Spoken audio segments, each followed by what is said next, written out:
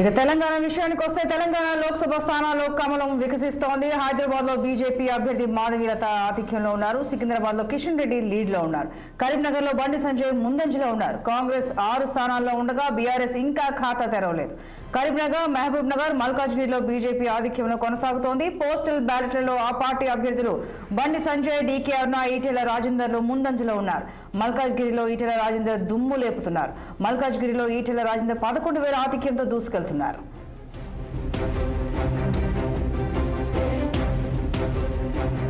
ఇక మరింత సమాచారం political bureau chief Ram phone లో అందిస్తారు. రామ్, చెప్పండి. బీఆర్ఎస్ అయితే ఇంకా ఖాతా తెరవలేదు అంటున్నారు, కానీ ఇది త్రిముఖ పోరు అన్నారు. ద్విముఖ పోరే కనిపిస్తోంది. బీజేపీ అండ్ కాంగ్రెస్ లీడ్స్ లో కొంచెం వెనుకంజలో వీళ్ళిద్దరి మధ్య ఉన్నట్టుగా ఉంది పోటీ. మరి ఖాతా అయితే బీఆర్ఎస్ తెరవలేదు, వివరాలు ఏంటి? ప్రస్తుతం ఏదైతే తెలంగాణలో 17 లోక్సభ స్థానాలకు కౌంటింగ్ ప్రక్రియ ప్రారంభమైంది. ఉదయం 8 గంటలకు ప్రారంభమైన కౌంటింగ్ ప్రక్రియ కొనసాగుతా ఉంది. దాదాపుగా ఇంకా 2 గంటల్లో పూర్తి ఫలితాలు కూడా వెలువడే అవకాశం ఉంది. అంటే ప్రస్తుతం తెలంగాణలోని 17 లోక్సభ స్థానాల నుంచి వస్తున్న సమాచారం ప్రకారం బీజేపీ పార్టీ ముందులో ఉంది అనుకోవాలి.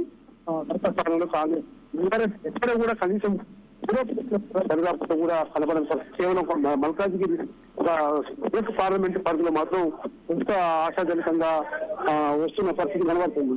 అయితే మొత్తం తెలంగాణ లోక్సభ ఎన్నికలు అంతా కూడా జాతీయ పార్టీల వైపే చూసినట్టు చెప్పి అనుకోవాలి. జాతీయ పార్టీ కాంగ్రెస్, తర్వాత బీజేపీ ఈ 2 పార్టీల వైపే చూశారని చెప్పి అనుకోవాలి. రాష్ట్ర ముఖ్యంగా మల్కాజ్గిరి, సికింద్రాబాదు, కరీంనగర్, మెదక్, ఆదిలాబాదు, తర్వాత చెర్వేల, ఈ మహబూబ్నగర్ ఇప్పటి వరకు ఉన్న సమాచారం ప్రకారం అయితే ఇక్కడ అంతా కూడా బీజేపీ బాగా బలంగా వినబడతా ఉంది.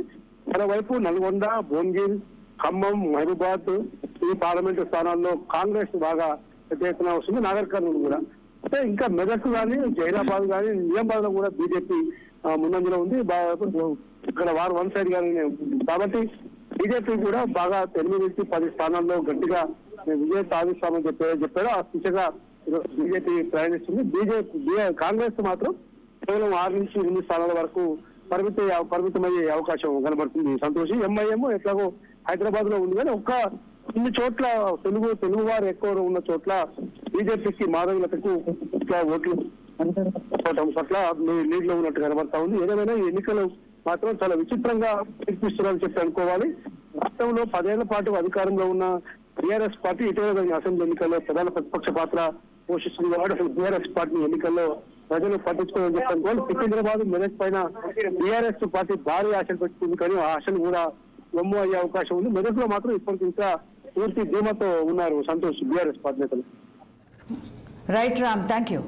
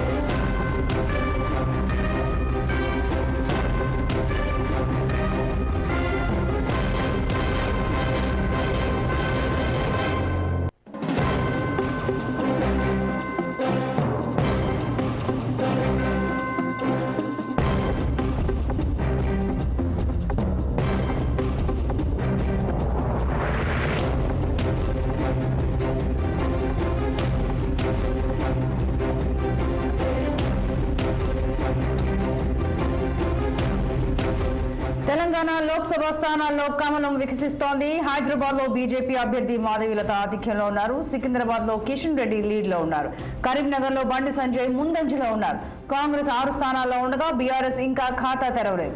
కరీంనగర్, మహబూబ్ నగర్, మల్కాజ్గిరిలో బీజేపీ ఆధిక్యంలో కొనసాగుతోంది. పోస్టల్ బ్యాలెట్లలో ఆ పార్టీ అభ్యర్థులు బండి సంజయ్, డీకే అరుణ, ఈటెల రాజేందర్లు ముందంజలో ఉన్నారు.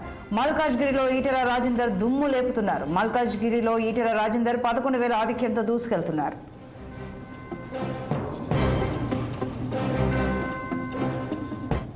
ఇక